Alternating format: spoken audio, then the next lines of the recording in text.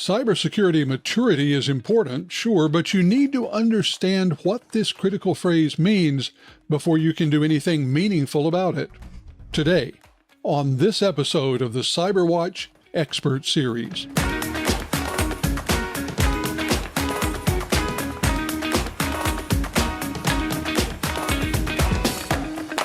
Welcome to the CyberWatch Expert Series. Today, we're talking with Adithya Vellal, founder of Petra Security. We're going to be talking with Adithya about a term that's often used and often misunderstood. That term is cybersecurity maturity. It would be easy to assume that maturing in your cybersecurity effort just means getting better, and maturity does generally lead to cybersecurity being more effective, but it's so much more than just that. We'll talk about why that's so and why it's so important. And now, my conversation with Adithya Vellal. Adithya Vellal, thank you so much for joining us today. We're pleased to have you on the CyberWatch Expert Series podcast. Kurt, thanks for having me. I'm really excited. Well, I want to get started with just a moment of letting you tell our listeners the path that has led you here. How did you end up sitting in a seat talking to me today? Yeah, great question. So my training is actually in statistics and data scientist. So I've been doing a lot of data science work for a while, and I kind of fell into cyber. My first job out of college was working on email security. And so I ended up learning a lot about the difficult problems of trying to track down attackers and this kind of cat and mouse game, right? Of trying to piece together bad things and how attackers evolve their techniques and trying to catch them in this vast array of data that we have. And I fell in love with cybersecurity as a field and realized that I wanted to spend my life there. So I recently started a company. I'm the founder of a company called Petra Security. We provide 24/7 monitoring for your Microsoft cloud environments. So think Entra ID, Outlook, SharePoint, Teams. And I get to spend even more of my time now staring at data and trying to track down bad guys. Sounds like a great way to spend your days, and I'm glad you took some time out to talk with us. Now, we want to talk a little bit about a term that gets thrown around a lot, but I think many people don't really understand it, and that is cybersecurity maturity. And I'm going to assume that that doesn't mean that making sure that all of your cybersecurity folks look like me. So can you talk a little bit first about what this phrase means? What does it mean to be mature from a cybersecurity perspective? Absolutely. Going back to the way I think about things as somebody who's done a lot of statistics work, I like to frame it as an exercise in risk reduction, right? So the cybersecurity function within a business, at the end of the day, what you're trying to accomplish is to reduce as much risk as possible for your business while also minimizing business disruption. So when it comes to cybersecurity maturity, it's this entire journey of constantly improving your processes that you have in place so that you're able to make those decisions for your business and figure out the right way to reduce risk while minimizing that business disruption. Well, I want to dig into that just a little bit, because it seems like if you want to reduce your risk, one of the necessary precursors is understanding not only your risk, but the idea of risk, and specifically with risk from a cybersecurity perspective. How important is that, and how difficult is it for an organization to get there? It's a great question. And one of the things that I've realized has been a challenge for myself, and frankly, I think a challenge for most humans, is intuiting what risk actually means, right? You're constantly dealing with these situations where, hey, maybe there's a 1 in 1,000 chance that my business gets hit with ransomware. And if it does get hit with ransomware, I need to be prepared to handle that situation because it could be an existential risk for my business. So thinking about these cases which have a very low likelihood of happening, but if they do happen, could be catastrophic. That's the way that I like to think about risk reduction. And you need to constantly think about how to prevent and mitigate such outcomes from happening. But as you mentioned, it's also a big part of that process is educating all the other stakeholders in your business, right? Everything is within the context of the larger business itself, and that's a really important thing to remember. So things that I like to ask myself, and I think every person in cybersecurity should be asking are, hey, what are the specific risks that my particular business faces? There's no one size fits all, right? And so understanding where the particular risk areas exist for your business, your particular industry, the stage that your business is currently in, the various business activities that they're engaging in, for example, right? Oftentimes we see healthcare organizations be more targeted by a ransomware threat, whereas somebody who's working in the finance space may be more concerned with potentially IP theft or somebody trying to do financially motivated frauds. So again, context is everything here. Well, it sounds like this is, in fact, a necessary thing, but it also sounds like it could be, well, rather involved, trying to go through and figure all of that out. And when you get involved, obviously, from a business perspective, it's going to cost money. You've got to invest either hard dollars or human resource dollars, or make an investment of some sort.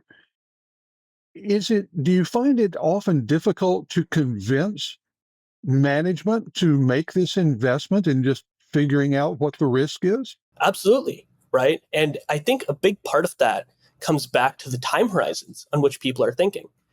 If I need to go to management and management is most concerned with what's going to happen with my business this quarter, whereas me as the person in charge of InfoSec has to worry about any existential risk for the business over the span of many years, those are two things that can be hard to reconcile, right? So how do we actually go about bringing the right processes that allow for this productive dialogue to happen? I think that's exactly where the security maturity of an organization, that's where the sausage is made. So it's not about bringing in any particular tool.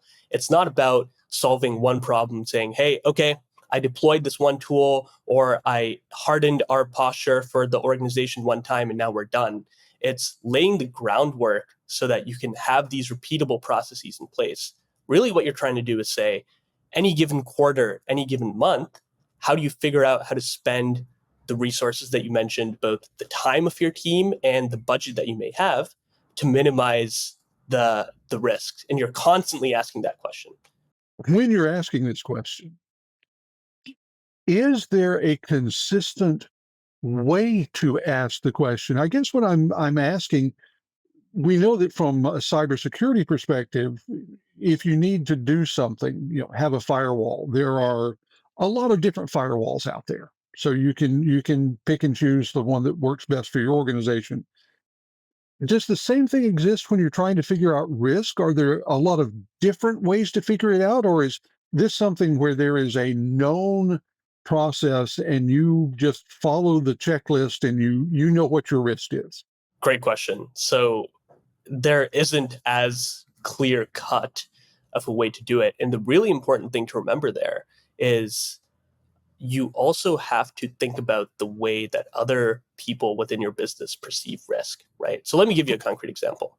Let's say that the CEO of my business really understands what financial fraud looks like because they've seen financial fraud occur at some point previously in their career. That is something that is very concrete to them. Whereas a threat that comes in from maybe something in my Microsoft Azure cloud, where somebody's doing weird things and is taking over my cloud resources, that's not a risk that they've perceived, right? And so while we would like to easily be able to say, hey, each of these risks costs $100 or $100,000 to a business, it's not so straightforward because people's lived experience at the end of the day tends to actually impact how they perceive risk too. And it can be pretty subjective. So when you're coming up with a plan and trying to ask this question of how do I reduce the risk for my business, you really do have to think about what are the concrete risks that occur, that you've seen, that your stakeholders also understand, and go through that process with them of enumerating those risks. Say, okay, here are the different risks that could impact our business. Let's walk through each of these and let's get on the same page about how pressing of the risk they are. We'd all like to say, hey, I want to solve every risk that is out there and reduce all of them to zero, but that's not necessarily possible at any given point in time. We're all constrained by resources. So if you have to only pick one or two things to do this year, the right way to do it is to say, let's stack rank all of the risks that everybody in the business is on the same page about. If there are disagreements, that's an education process that needs to happen, a discussion that needs to happen. And once everybody's aligned on those risks, then we can decide how to best mitigate them and what processes we need to put in place. Well, it sounds like one of the important things is being able to talk with other stakeholders about this idea of risk. Is it a common language that you have to use? I mean, you know as well as I do that in cybersecurity, we love our jargon. We love our internal words, but I have a feeling that those words might not resonate with the CFO the same way they do with someone who's a fellow IT professional. Totally. And the over-reliance on jargon, I think, can also come across as, somewhat patronizing to other folks in the organization. And that's an important thing to be aware of, right? And how you fit in to the broader organizational structure. I think the most important thing to do there is, again, relate it to real world examples. Rather than using complicated acronyms and terms, let's try to make things as concrete as possible. And I'm a data guy. And I think a lot of cyber folks are the same way, where they like relying on numbers. And that's great. I think data is a necessary but not sufficient condition. So if you can bring data to the table and say, hey, look, this is the particular attack surface area that's been affecting our industry segment the most in the past 2 years that we don't have protection for. That's a great starting point, right? But that is still, those numbers are still somewhat abstract to people, right? So now how do you take those numbers and tie them into specific anecdotes? I think that's where the magic happens. You need both of those components. Well, in order to have those components, it seems like if you are coming to this from an IT perspective, you also need to have some understanding of the business. This is not something where maturity simply means knowing more about the technology. You really need to understand the business costs and the business repercussions as well. And is that true, or can you just dig into the manuals for your firewall a little more deeply and get there? I think that's exactly right, Kurt. And it's an easy mistake to make, right? To think of ourselves as being in a bubble and just operating as, hey, I want to reduce whatever I perceive to be the largest risk. It's exactly right that it needs to be contextualized within the larger business. If I know that my business is making a huge investment this year to upgrade every single employee's workstation, let's say, right? Everybody's going to get a brand new workstation. There's a lot of new software we've added on these workstations because we want our employees to be more productive. And we've just transitioned to being a remote workforce. Okay, that's all good to know, but the business has invested a lot of money to make people more productive. Now, at the same time, maybe that brings in new risk areas that come with it. A remote workforce, you can't necessarily put everybody behind a firewall, and you need to keep track of all the different places that people are traveling to and from. That's complications, but that's exactly right. If the business is investing in that direction and adopting a remote workforce and embracing that, you need to be prepared for the new risk areas that it could bring along with it. Another really good example or a way to think about this is to say, hey, if I know that there's some strategic investment happening in my company for over the next year, the next 2 years, the next 5 years, these are the drivers of our business. How do we make sure that those business drivers, we can achieve those outcomes with cyber-related risks not causing a problem. So if I'm deploying cloud infrastructure and my business is moving from on-prem to the cloud, that's crucial for my business to be able to succeed. And it's important for me as the security person who's in charge of this to understand how important the cloud infrastructure is for my business and say, I need to take the necessary steps to protect it, because if it's not protected well, that's going to severely hinder our business outcomes over the next several quarters or years.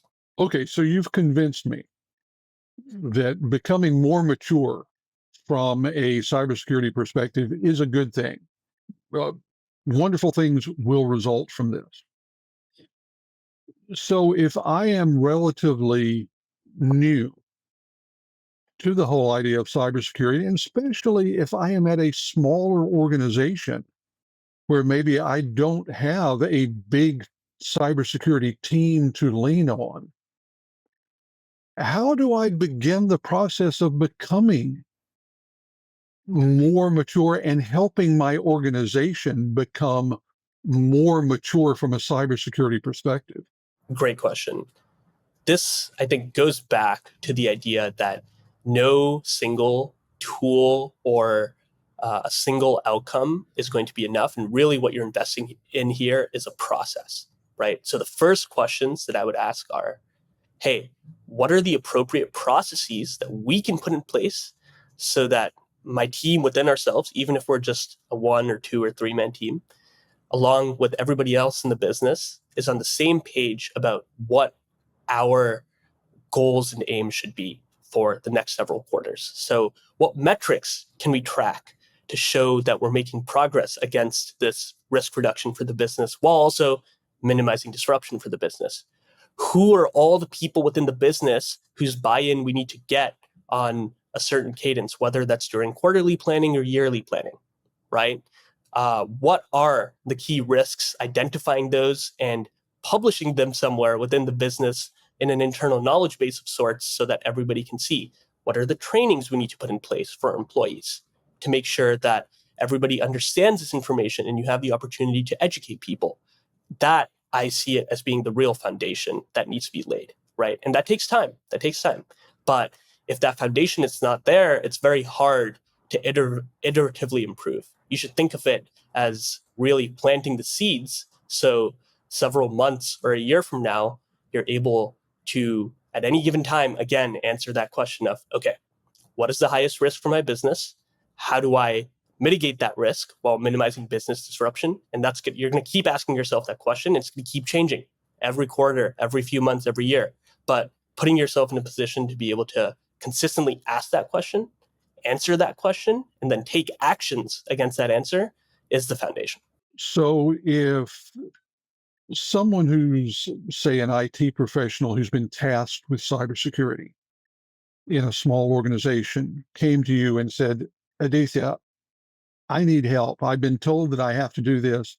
I know we need to get better as an organization. Where would you send them to get started? Is there a framework? Is there some sort of online class? How would they get started?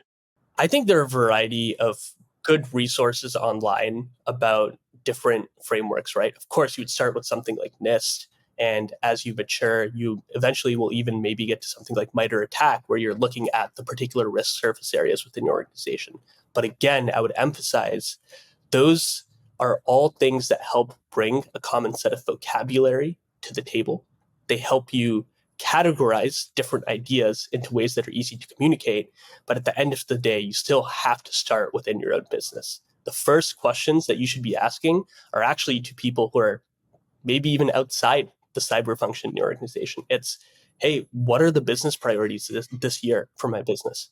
What are the biggest risk areas for us? Maybe it's that a couple employees clicked on phishing links and we need to do better security awareness training, right? Maybe it's that we have just deployed Microsoft Cloud and Office 365 for all our employees. We've moved off of the on-prem model to a cloud-based model, but now we need to put conditional access policies in place and invest in making sure that we have stronger security controls there. But the first questions you need to really ask are, you need to understand your business, right? Because security is all within the context of the business itself. So that's how I would go about it. Outstanding. Well, it's hard to believe, but we're coming down towards the end of our time together. This time has just flown. But I still have a couple of quick questions to ask. And one is, if you could leave our listeners with just one or two thoughts to take away from our conversation today, what would those be? So I think the single thought that I would leave people with, again, hearkening back to this idea of reducing risk, is really thinking about layered defense, right? No one tool or a control is ever going to be enough. And as humans, we're hardwired to want to see progress. And within the context of security, oftentimes working on posture and improving our security posture, that's a great way to see progress. But that, does not always protect against every type of attack. So focusing on this idea of an assume breach mentality, which a lot of the more mature security teams are able to do, and that takes time. But focusing on this mentality of saying it's only a matter of time before the bad guy gets in, and putting those layered defenses in place. Of course, you want to reduce the possibility of bad people doing bad things to your business, but you also, as part of this risk mitigation, need to think about how, if they get in, minimizing the risk that happens there too. So thinking about both proactive and the reactive sides, I think when you start out in security, it's easy to focus on the proactive stuff. And that is a great place to start. But remembering that's not always enough, and bringing both of those to the picture, the proactive and the reactive, is what I would leave the audience with. This has been outstanding. And I think a lot of our listeners would love to know, is there a place, if they want to continue to get the benefit of some of your experience, that they can follow you online, either a blog or some sort of social media presence where people could follow you? Yeah, absolutely. I blog as a detection engineer on Substack. So you can find us at petrasecurity.substack.com. That's Petra security.substack.com. And we post all sorts of interesting things there about what we're seeing in the Microsoft cloud sphere. So feel free to follow along. And there's a lot of interesting tidbits in there that hopefully you can take and help use to secure your business better. Outstanding. Well, Adithya, thank you so much for being with us today. We truly appreciate it. We'll look forward to the next time we can have you on as a guest on the CyberWatch Expert Series. Thanks so much for having me, Kurt. Take it easy. Well, that was my conversation with Adithya Vellal.